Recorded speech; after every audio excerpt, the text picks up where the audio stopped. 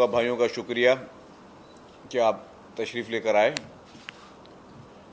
आज की इस प्रेस कॉन्फ्रेंस का जो मकसद है वो इस वक्त जो हमारे मुल्क में और ख़ुसूसन सूबे में ख़ुसूसी तौर पर इस वक्त जो फोकस होना चाहिए कि हमारी जो फूड पॉलिसी है उस पे हुकूमत जो है, तमाम सूबों की हुकूमत या वफाकी हुकूमतें जो हैं वो इस तरह के इक़दाम उठाएं जिससे कि उन इक़दामात के बाद फूड शॉर्टेज ना हो।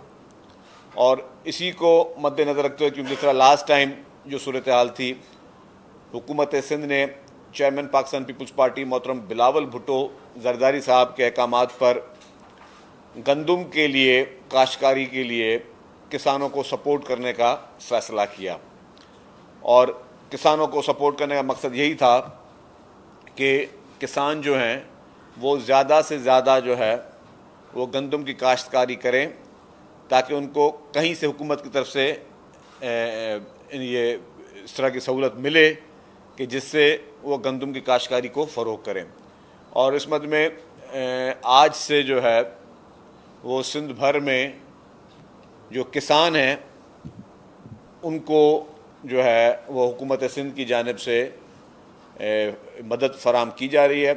फ़र्स्ट टारगेट हमारा ये है कि जी 4,19,000 किसानों को हुकूमत सिंध गंदम लगाने के लिए मदद फराम कर रही है, जिसमें पर एकड़ जो है वो 14,000 रुपये दिए जाएंगे कि वो पहले 14,000 रुपये उनको दिए जाएंगे ताकि वो अपनी जो है वो DAP ख़रीद करें।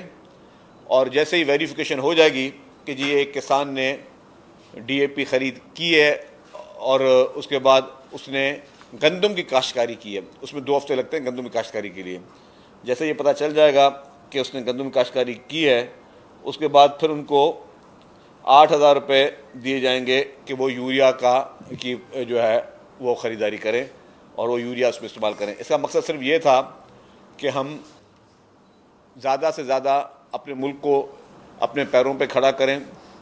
इस बार भी गंदम जो है वो इंपोर्ट करनी पड़ रही है फेडरल गवर्नमेंट को, तो हम चाहते हैं कि जी हमारे अपने ही काश्तकारों को हम मदद दें, ना कि हम उन काश्तकारों को मदद करें जो किसी और मुल्क से ताल्लुक़ रखते हैं।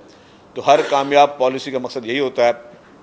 तो इसीलिए चेयरमैन बिलावल भुट्टो जरदारी साहब ने जो गुर्बत की लकीर के नीचे जो हमारे पास एक डेटा मौजूद है, उनका लास्ट ईयर ही सैलाबों के बाद एक बेनज़ीर हारी कार्ड बनाया था, जिसकी इस प्रोडक्ट का इफ्तिताह चेयरमैन बिलावल भुट्टो जरदारी साहब ने किया।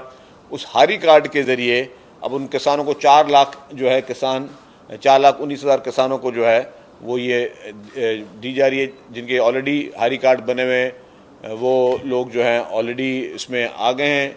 बाकी जो वो लोग जिन्होंने नहीं बनाया वो अपने आप को रजिस्टर करा रहे हैं।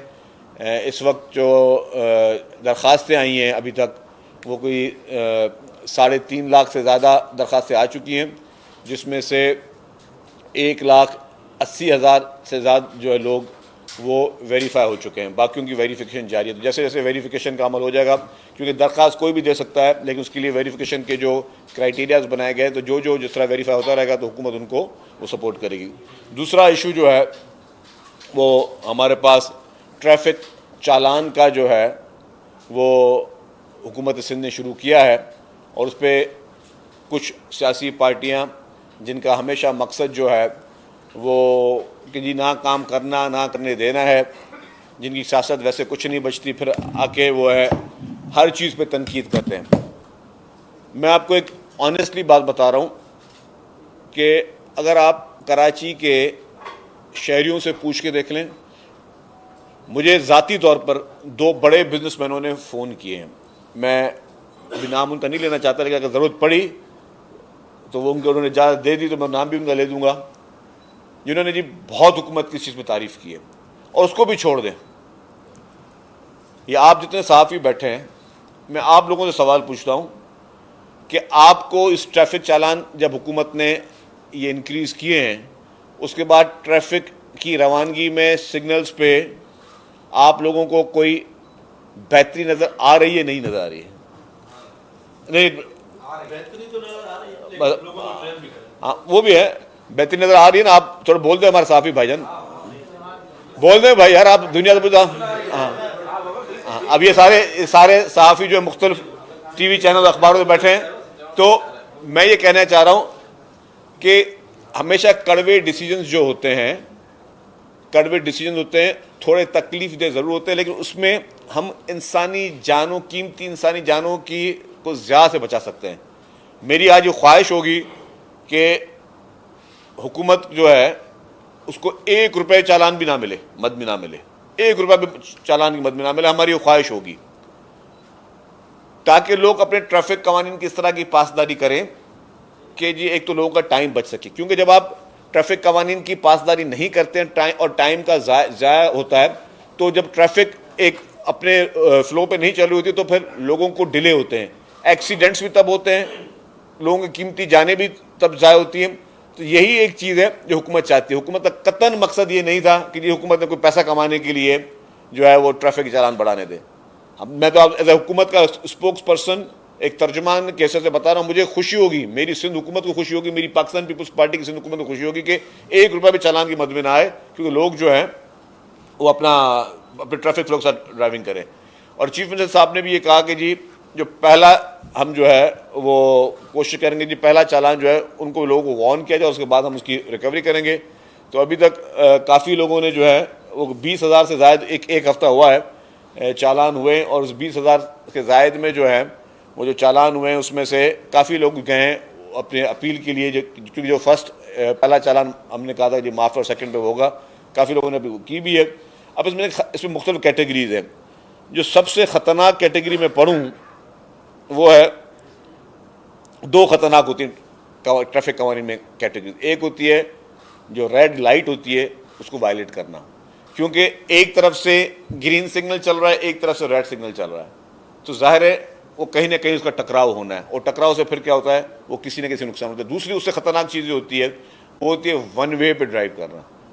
वन वे पे अगर आप दुनिया के बाकी ममालिक के कवानीन देख लें तो बंदा भी जेल में होता है, गाड़ियाँ भी जब्त होती हैं, गाड़ियाँ इम्पाउंड हो जाती हैं, 2-2 साल तक, 3-3 साल तक लोगों की गाड़ियाँ, 6-6 माह तक भी लोगों की गाड़ियाँ इम्पाउंड होती हैं।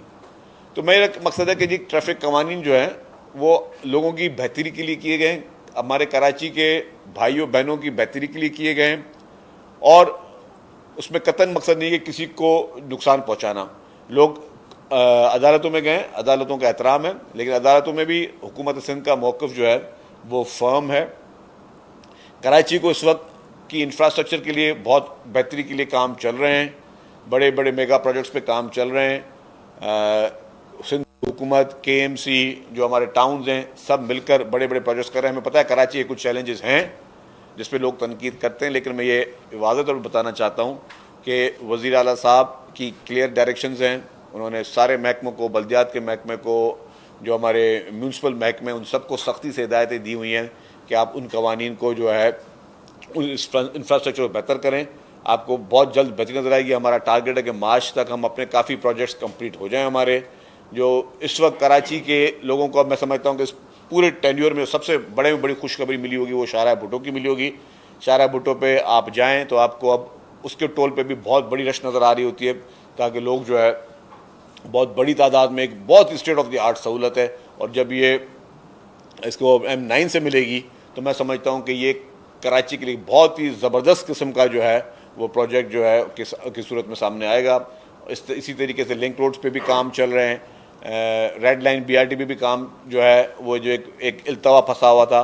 आज भी 5 बजे बोर्ड की मीटिंग है और उसमें वो एक मैटर हमारा रिजॉल्व हो जाएगा, उसके बाद कैबिनेट में चला जाएगा। फिर इंशाल्लाह ताला हमारा टारगेट ये है कि जो एट ग्रिड जो है काम वो भी हम टाइमली कंप्लीट कर लें। बाकी भले BRT बाद में बनती रहे, स्टेशन बाद में बनते रहें, वो हम काम जल्दी करें। तो कराची के शहरी, मैं आपको अर्ज़ करूँगा, ठीक है लोग आपकी काफ़ी शिकायतें जायज़ भी हैं, लेकिन ये पीपल्स पार्टी की हुकूमत सिंध का आपसे वादा है कि आपके जितने ग्रीवेंसेस हैं इंशाल्लाह ताला यही हुकूमत बहुत जल्द आपके पूरे करेगी। आपकी तमाम जो उम्मीदें हैं उन पे जो है, जो आप एक्सपेक्ट कर रहे हैं, हुकूमत सिंध उन पे काम कर रही है, दिन रात काम जारी है, और काफ़ी स्कीम जो हैं वो इंशाल्लाह ताला जल्द आएंगे।